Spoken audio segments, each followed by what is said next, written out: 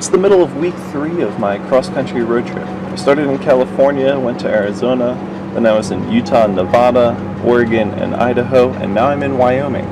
Wyoming is the least populated state in the country, and one I'm really looking forward to exploring. Alright, now that's the landscape I've been waiting for. Just entering Wyoming, heading for the Grand Tetons today. I'm going to do quite a bit of hiking and just driving through the mountains up here. Beautiful, beautiful country. I'm so excited to finally be back in the trees. I love trees, and a lot of the parks, a lot of the terrain I've been in so far is desert and rocks and scrubland, and a real forest is great. So I'm really looking forward to the next couple of days. Welcome to Wyoming! And finally, at the Grand Tetons. Just a spectacular mountain range. The park so far, through the entrance, has a similar feel to Rocky Mountain National Park. It was pretty harrowing getting in here. Climbing up that mountain was a bit of a chore for the bus. Going down it was a chore for the brakes. And then the first entrance I was on, coming from the Idaho side, there's 2 miles of just terrible potholes. Really rough road and narrow road, so everyone's trying to get around. And we saw a moose. I couldn't get close enough because I didn't want to get out of the car, but it's a nice start so far. Let's get deeper in the park.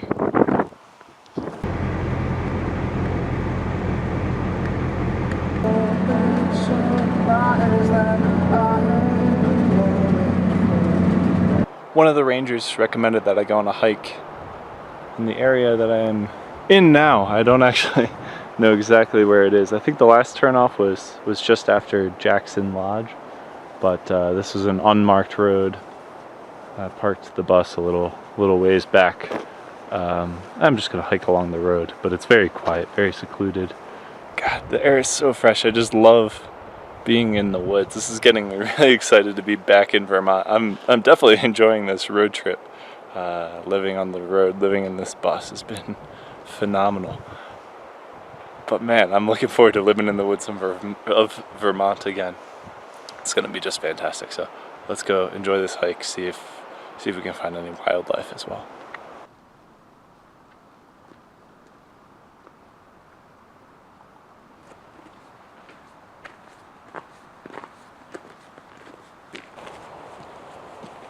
The Grand Tetons, I think, is somewhat of an overlooked park since it's right next to Yellowstone, which is the main tourist destination for most people going to parks.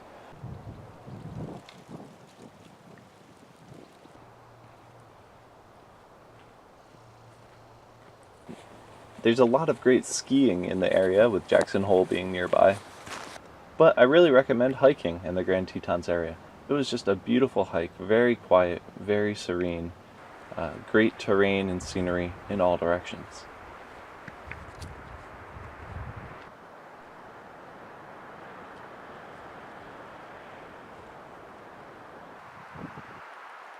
And now I'm at the very top at Grand View Point. That's just a great hike. Absolutely lovely. There's the Grand Tetons. The sun shining over the water out there, and it is calm, completely peaceful. I didn't see a single person on that hike. It was great. Not that I'm against people, but it's nice to get some peace and quiet, some alone time, especially when you're out in the woods like this. So talk to your park ranger. Wherever you are, there's all kinds of trails that are probably less popular, maybe not marked from the road, maybe they're a little more rugged or require a certain skill level to actually access, but I find they're generally worth it. If you're looking for an easy, flat trail, those are usually very well marked, close to the camp, and I love national parks. Are so accessible to people of all types. But if you want to beat the crowds, get out there, talk to your park ranger, and ask him for a secluded spot to go to. It's really well worth it.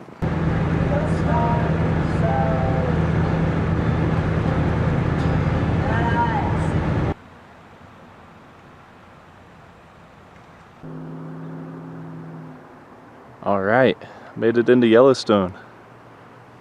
You can just see in that field, maybe you can see that there's some steam rising, which is pretty exciting. Spent the night in the Grand Tetons, had a pretty beautiful campsite there, probably the best campsite I've ever had in a national park. Usually they pack you together so tight to avoid having too much of an impact on the forest. But we're down by the lake. I got to see a beautiful sunset that I didn't get to film, and then got up early this morning to film the sunrise as well, as I usually do. So here's the footage of that. It was just a great area, really great forest. And so now I'm in Yellowstone. I think I will be here, I'll spend 2 full days here before I head on across Wyoming, because there's just a lot to see in this park. So let's get to it.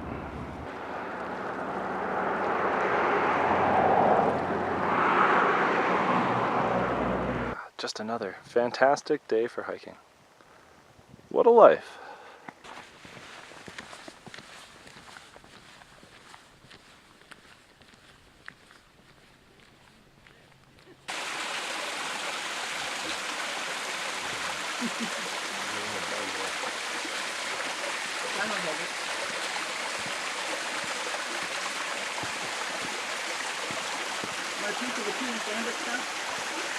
You're not going to eat it? I can't eat it. I mean, that's kind of a...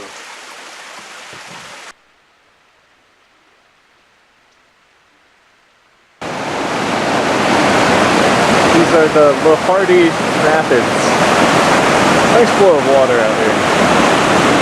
And really nice to be back in a place where they have water. This is the Hayden Valley. It's a prime area for wildlife spotting. I don't see any right now. Earlier on the road I did see 1 bison. That was pretty cool, but I'd love to see a herd of this. So we'll keep an eye out.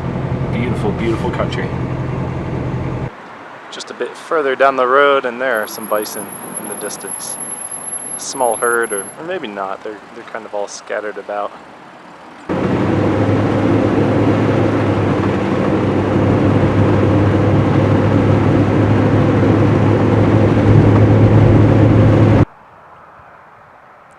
There's a bison, just eating grass in the evening here. You definitely don't want to go too close to, well, to any wild animals, but bison seem benign, but they will and have definitely in the past charged people. They have big horns. Every year, people in Yellowstone are gored by bison and elk because they try to get too close.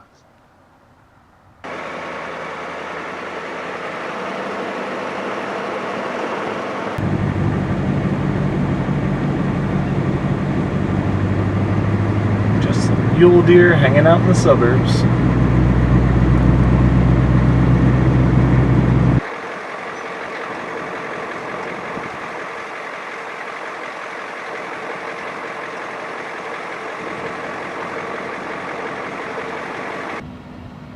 And there's a nice sized elk. Look at that rack. Just sitting on the side of the road, hanging out in Mammoth. It was cold last night. I was bundled up, wearing some pretty thick layers, and had 2 admittedly thin blankets on, and still very cold, and that hadn't happened yet. I woke up this morning, it was 24 degrees, so well below freezing, which I didn't expect. And there was frost all over the windshield. So even though it's beginning of September, still it is winter comes pretty early here in Yellowstone. High elevation, very far north, and the right mix of climates that they get a long, hard winter.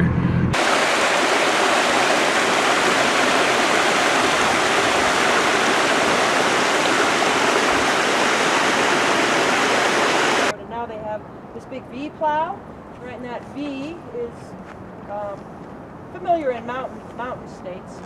It's about... This is the upper falls along the Yellowstone River. And here now, this is the start of the lower falls. About 3 times as large as the upper falls. Walking down the Uncle Tom's Trail, which is a heck of a staircase. A lot easier than the the ropes and ladders that it used to be in the 1800s when Uncle Tom was leading tours here. But it'll be a fun walk back up.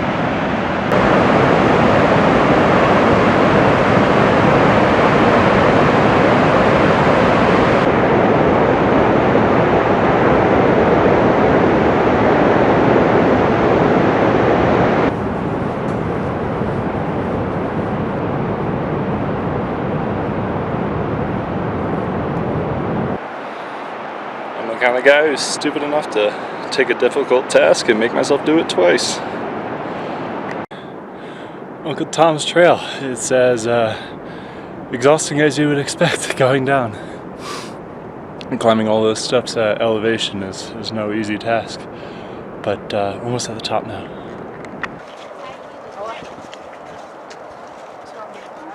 It's looking back at Lower Falls from Artist Point.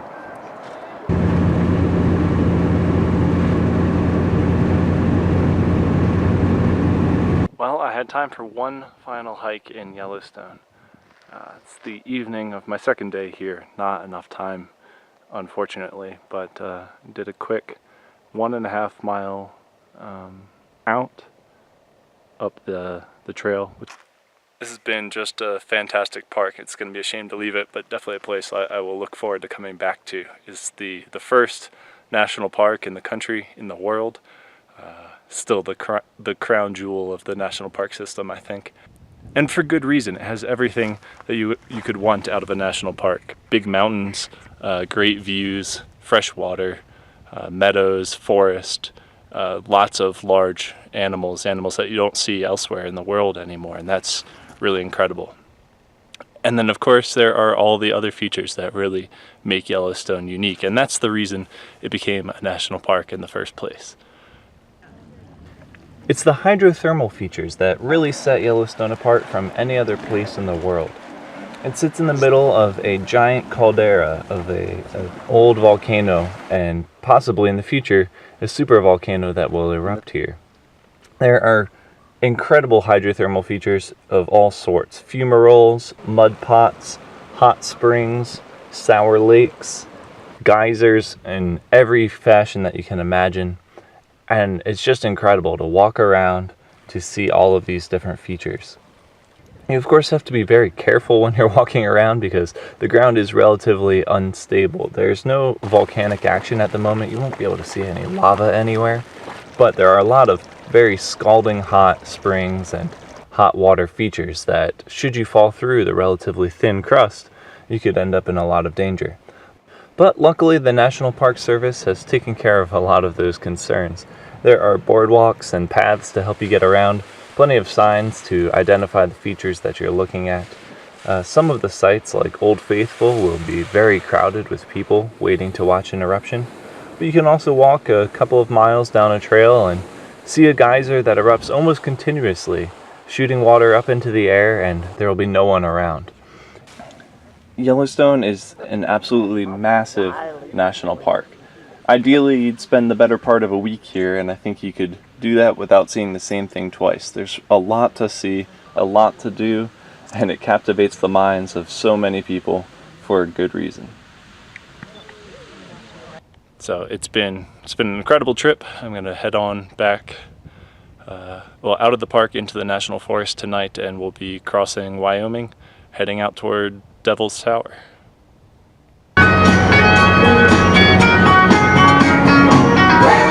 Going now, my love?